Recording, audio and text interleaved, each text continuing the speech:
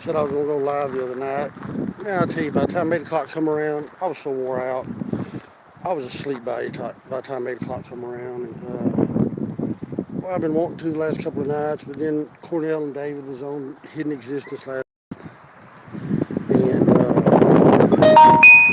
so decided not to step on their toes and be live. So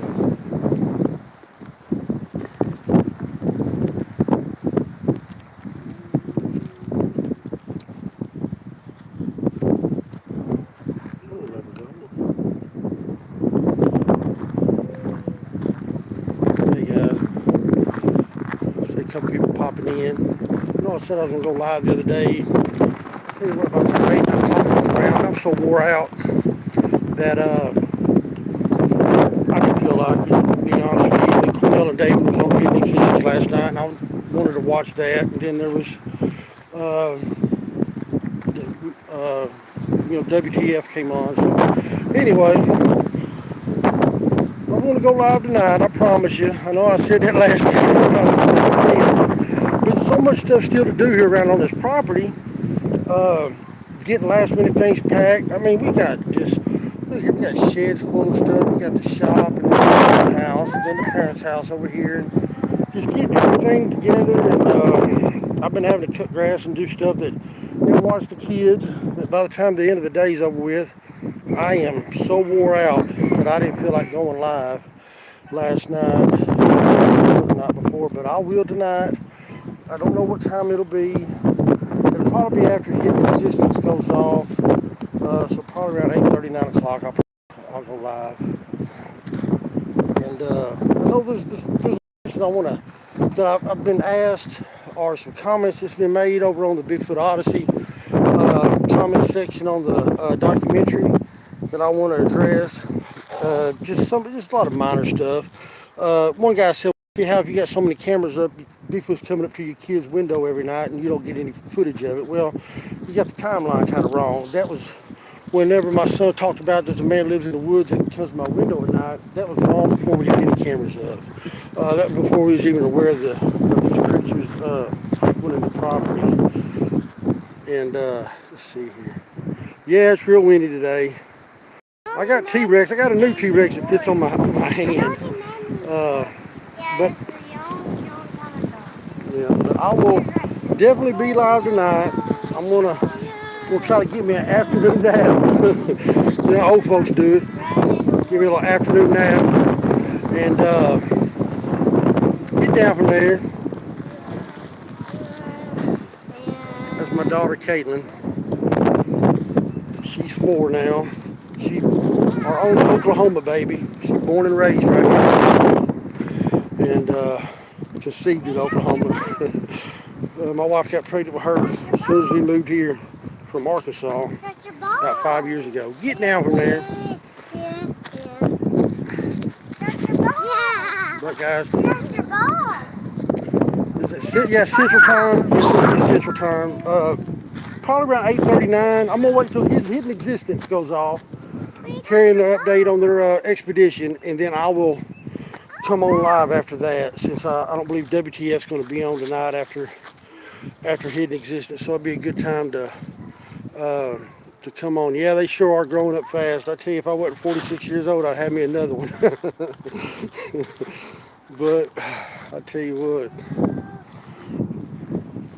boy, you gonna knock something out the window. But anyway, guys. Yeah, Travis, he's the one that saw the one. He's the one that, over here actually, come running in our bedroom over here. He said, Dad, there's a bear outside, has a white face, and it was looking at me. He was over here. I asked him how it was walking. He said it was walking like me and you, Dad, and there was 2 of them. And then it took about a month later, on Christmas Eve, December 24th, the camera caught the footage of the exactly what he said, the one with the white face that was over here behind this leaning tree right there. And I know it's kind of, they didn't put that inside the documentary because the camera was so far away over here on the shop that it's not very clear, but you can definitely see a large bipedal figure with his arms wrapped around the tree. You see 2 different ones. One of them has a white face. But Kerry said that he didn't want to use that because it wasn't clear enough as some of the other footage that I had. And he said, Marcus, he said, I'm not really here to present evidence. I'm here to tell you a story. So I just let him do it the way he wanted it. He wanted me to look at it before he put it live, and I said, nope. I said, I'm not going to look at it. You do it the way you want to do it. This is your vision, and that's the way it's going to be. And I watched it for the first time, and everybody else watched it. Do I think they're still around? Right now, I know this sounds kind of weird, but I don't feel them. There's been times when I came here from Arkansas, step out the truck, and I'm glued on the tree line, anxiety's high, and I'm just like I'm being triggered, like I'm being activated to watch for these things. This time right now,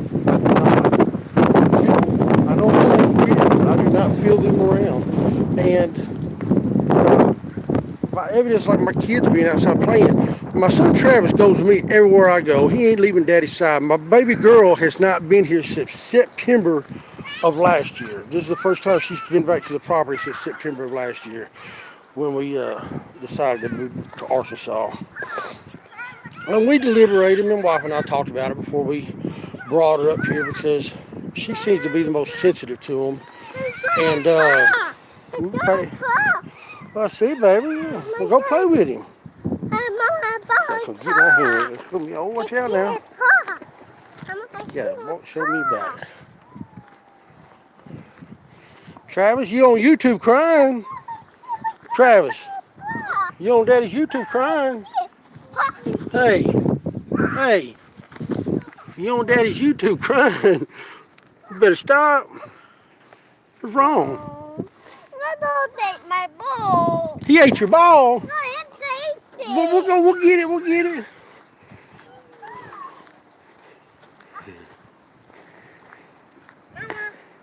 Papa. Guys, tonight I'll go live. We'll do it outside. I don't feel like there's anything around here right now anyway, to be honest with you. As far as activity, the last time that I've been here was January the 4th. And activity was still going on, especially around Christmas time. That was the peak of activity last year, was at Christmas time. Don't be mean to that dog. He didn't know no better. He just think you want to play with the ball with him. So there was activity around then. But the most activity was after I took my cameras down to move to Arkansas. My family, me and the kids and the wife, we moved September last year. The parents put the property for sale. Actually, when Kerry and them come to shoot the documentary in November 15th, I never knew my parents were planning on selling the property. They announced it to me when they told the guys from the Bigfoot Odyssey crew that they were going to sell the property also. That's when I found out. And it's been on the market. They accepted an offer. Closing date was actually today, and they pushed it back to mid-April. So we still got some more things to get out of here. And so yeah, the property still belongs to us. They're still living here for another week or two. I moved to Arkansas back in September. I haven't been here since January the 4th. But yeah, there was a lot of activity around Christmas time, just like last year. But there's also been more trespassers here recently than ever before. Somebody run around the side of the house over here the other night. The dogs was after them, and they come from this area of the woods. What their intent was or what they were doing, I don't have any idea. I've got another video I shared with David to where you see flashlights coming from this area of the woods. They shine on my house and on this shed, the side of this shed over here, and the camera picks it up. Well, there's two flashlight beams going over here. Now, what those guys were looking for, I don't know. I've never had any problems with people trespassing or theft. But to be honest with you, it doesn't take a genius out there to figure out that the property for sale, there's an MLS listing somewhere with the address with it, and they know Bigfoot activities around, and 209,000 views on this documentary over on Bigfoot Odyssey. So people in the area might think that they want to come and look for Bigfoot. It don't take a genius to figure out where this property is right now, with me being vocal about it being on the market. So that's the only thing I can figure about why there's been so much trespassers here lately. But back to the activity. As soon as I took the cameras down, I've only got one camera up. You'll see it right there on the corner there, and it's not even hooked up anymore. All the other RO cameras are gone. As soon as I took the cameras down, I went back to Arkansas, and we had a camper right here that Carrie and Bradley stayed in. Well, in that camper, I was staying in it because I haven't stayed in my home since my wife and I left back in September. It just feels too weird, except for the other night I stayed in there.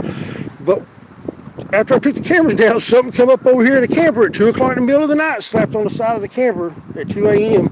My two uncles were over there helping with the move, and it woke both of them up at 2 a.m. when something slapped on the side of the camper. And needless to say, neither one of them went outside or answered the door because they figured it wasn't, anybody that they knew. But yeah, there's been that activity. There's been some other activity. When I was over here staying in the camper before Christmas time, there's a shadow. I know y'all probably sick of me talking about shadows because everything they put in that documentary was a shadow. But there's a shadow that's approaching that camper. You see the top of it. It comes into camera view, and as soon as the camera kicks on, you see it coming into camera view. It stops and turns around and goes back the other way. But and that's all you could see was just the top of the shadow as it was approaching the camper. When the camera kicked on, it turned around, and you see the shadow going back the way that it came. And I sent that to David, and a lot of other stuff that I only share with select people. But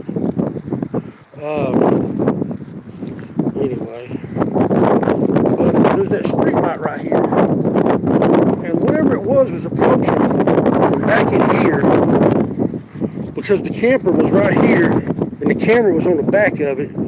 And the camera was pointing this direction here, this way. And out of the corner over here, you see the shadow approaching.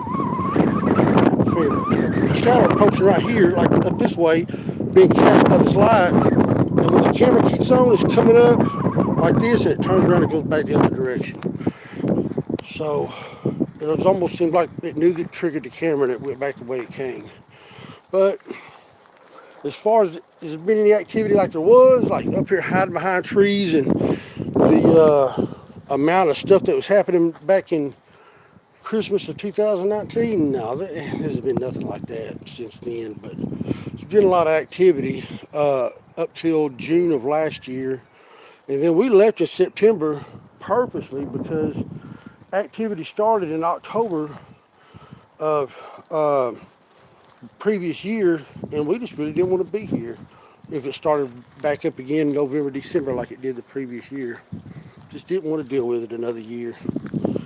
So, and there's other factors that are involved in that Carrie didn't include inside the documentary. One of them was a meeting with the school about my son talking about Bigfoot. I told Carrie about that, but Carrie decided to end the documentary after the events of the first year. My son had his experience November the 10th or 11th, 2019. Carrie ended the documentary with the evidence in January 2020. But there was activity all the way through 2020 up till June, and we left in in September of 2020.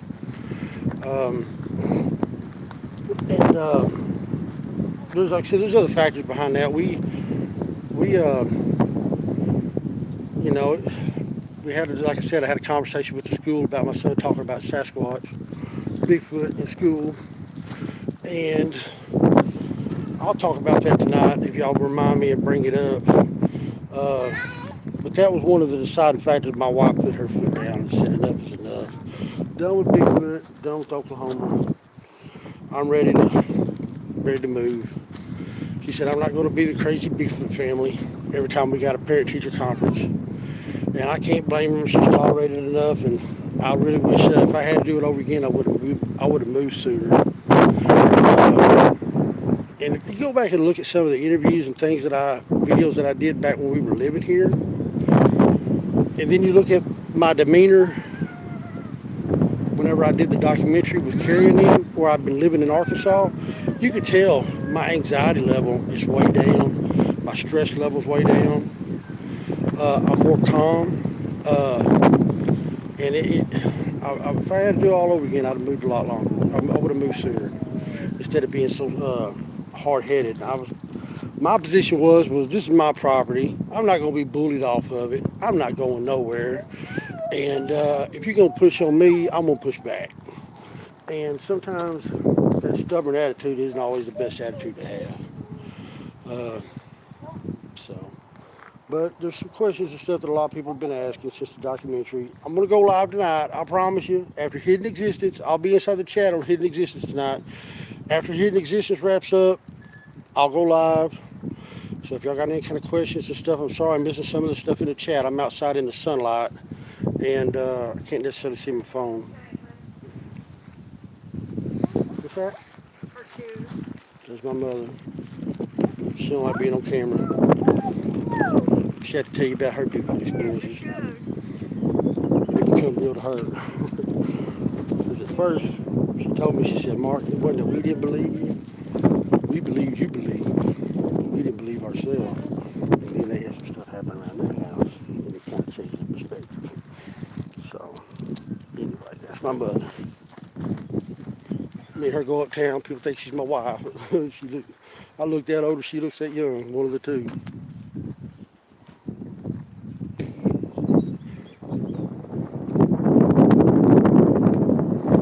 Guys, I'm gonna jump off here. I'm gonna take care of these kids. I got some stuff to do around here. I will see y'all tonight. I'll be good.